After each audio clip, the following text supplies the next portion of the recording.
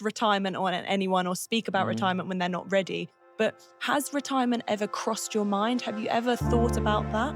I always say like 37 is good time to go. It's not because I can't be in the boxing anymore, but you know, sometimes you need to do something else. So I'm being in October I turned 20 years as a professional fighter. So it's meant It's a long time. a lot of years. So, but we'll see.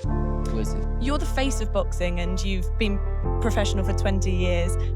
Does the fear of kind of walking away ever weigh on you? Because boxing is so your identity. Yeah. Does the thought of walking away and losing that part of yourself make you want to stay in the game for longer?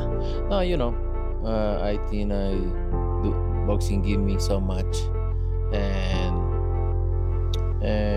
you need to be true with yourself. At some point, this is gonna end, and I have other things to do. That's the best thing. I have other things to do, but I'm gonna enjoy the last 2-3 years, 4. I'm being here in boxing, and then we'll see. Canelo Alvarez has sent shockwaves through the boxing world, hinting that his clash with Terence Crawford could be the final act of his legendary saga. In recent sit-downs, he's quietly hinted that the end is near, that his story in the ring may soon be written in its last chapter. After years of conquering champions across weight divisions and collecting belts like trophies, the whispers of retirement no longer surprise. And that makes this fight far bigger than just another mega event. Fans now wonder, are we watching Canelo's last stand under the lights? Boxing Doctor News, hold on to your gloves. Fight fans, Canelo Alvarez is gearing up for a blockbuster bout against Terence Crawford this September. The undisputed super middleweight champ is making history as the first ever 2-time undisputed king at 168. But here's the real knockout. Canelo's hinting at hanging up his gloves soon. He's giving himself just 3 more years in the ring, aiming to retire at 37. Why? Because he wants to leave on his own terms, not when boxing tells him to. And get this, he's not doing it for money or legacy.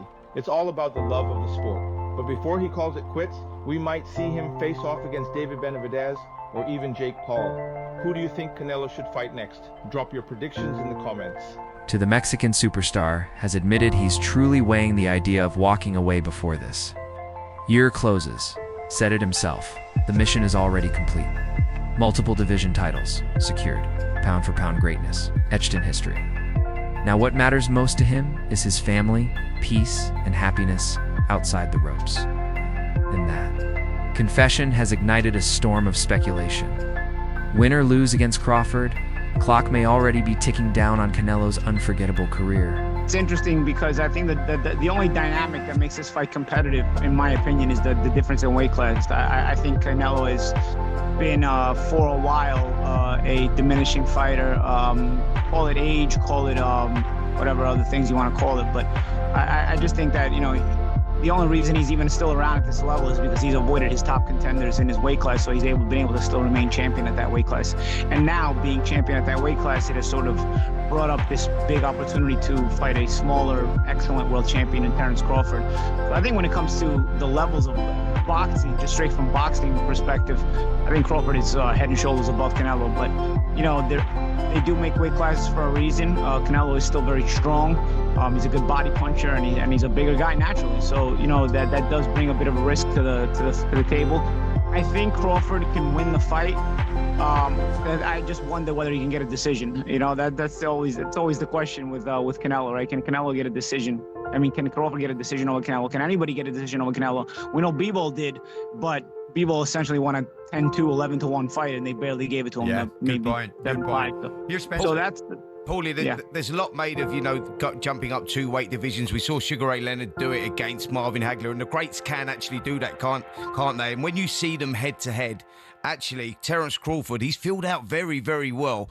And you're right, if it comes down to just weight divisions, because I think that Terence Crawford is head and shoulders above, as does Simon as well when it comes to boxing IQ and ring craft. But I go, when you look at it, and we're all talking about the weight division, that could be the factor. I don't see it being a factor. Fiery panel debate. Simon Jordan, Paulie Malignaggi, and Roy Jones Jr. lined up with a clear verdict. Canelo Alvarez is an absolute monster at super middleweight. They praised his power, his toughness, his championship experience, calling him the true ruler of that division. The discussion turned sharp. The weight gap could be the deciding factor. Crawford may be brilliant, adaptable, and fearless, but moving up to face a naturally bigger legend? That's a mountain few believe he can climb. The analysts agreed strength, size, and Canelo's iron chin make him a nightmare for anyone daring to enter his domain. Where the fuck did all of this Bud hype come from? Where every video I'm watching on this internet, everybody is saying that Bud is going to smoke Canelo. Look, I get it. When he was saying, I'm going to stomp a mud hole, when he's like, told Canelo, I'm going to stomp a mud hole in your ass. What? Bud ain't stomping shit. He ain't stomping a mud hole and shit. He may think he's going to do it.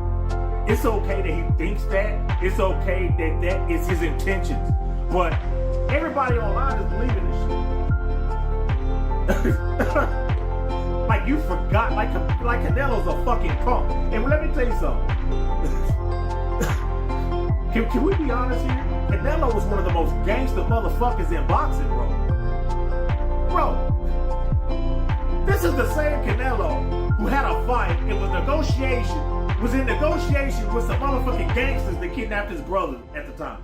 And then went in there and beat the guy with your negotiation ransom to get your brother released from some motherfucking mobsters. Now, see, y'all ain't learned. Like I said, like when Caleb Plant, he's used to smacking people and getting away with it and punking people. You see what happened when he tried to do that shit with Canelo, right? I bet you Bud won't do that to Canelo.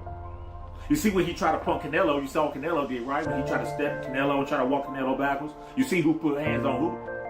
Get the fuck out of here. Y'all act like Canelo's some kind of pussy who's gonna get stomped on. And y'all think that a guy, y'all forget. Let's play Roy Jones' You Must Have Forgot song. Like y'all forgetting all the titles that Canelo has won. You forgetting all the divisions he has moved up on. And motherfucker not being dropped, knocked down by none of these way bigger guys. Boxing. Voices have pushed back on the narrative that Crawford is destined to beat Alvarez. Why? Because too many people keep pointing back to one fight. Canelo's lost to Floyd Mayweather, but experts fire back, calling that a shallow take.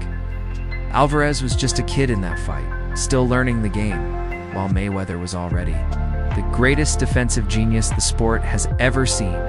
An undefeated master at 52-0. That night wasn't a blemish. It was an education. And from those lessons, Canelo evolved his defense sharper, his counterpunches deadlier, his style more. Complete the truth. Using that loss to discredit him is nonsense.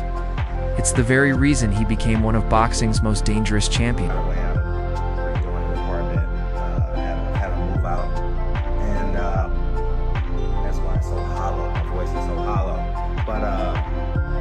Here's the reality.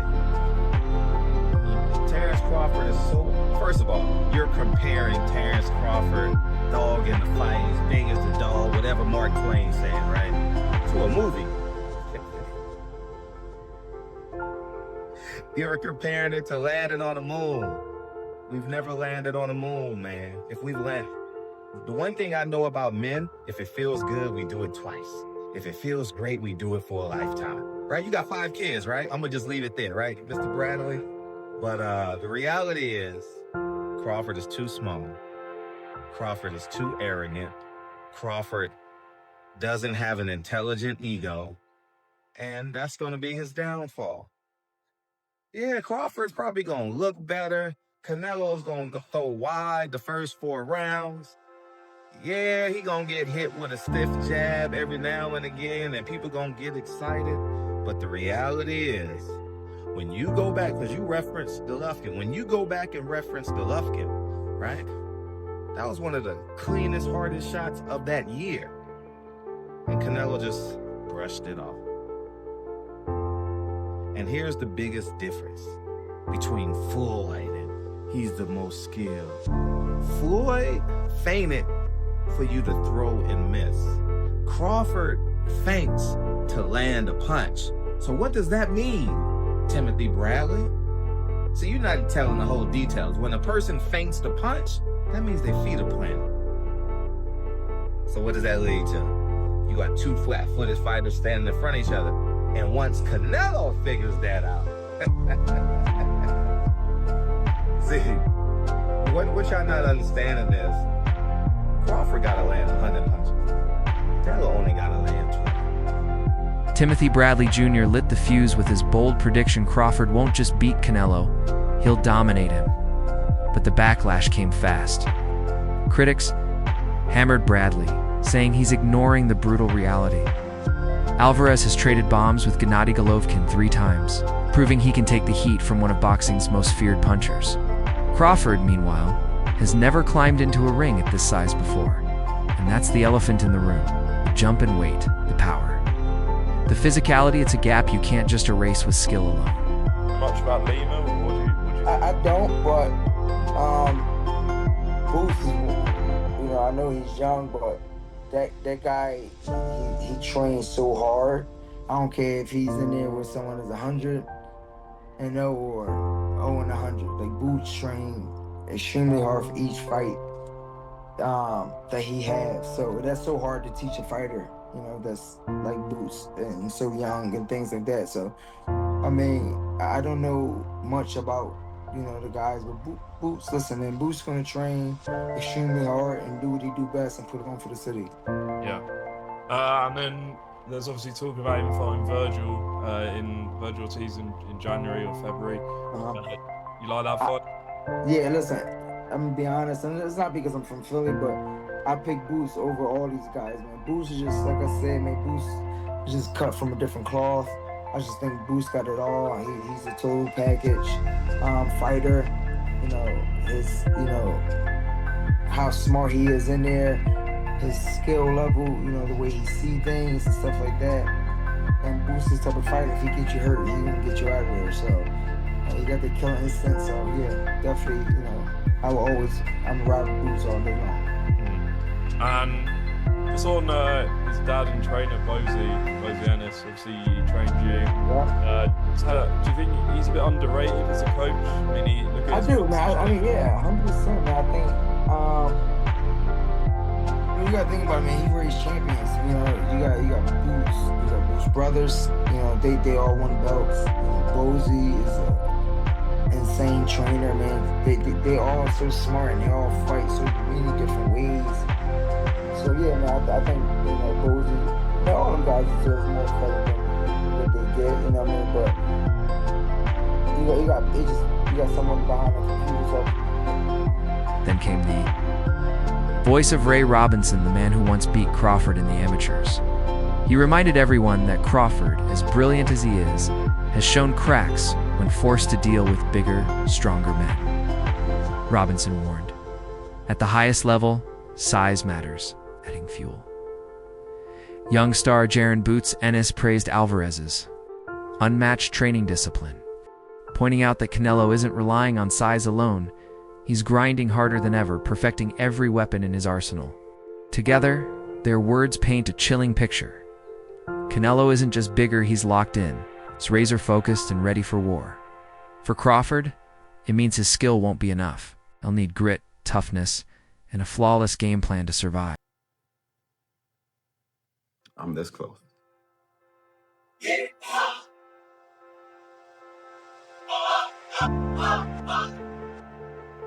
I never seen him in that kind of shape. And what's contributing to that is the fact that he can get in shape without worrying about drastic weight cutting. So this is peak Crawford. And I've been saying this forever. It's the reason why Canelo Alvarez is so effective at 168. You fight better when you are your most healthy. Crawford has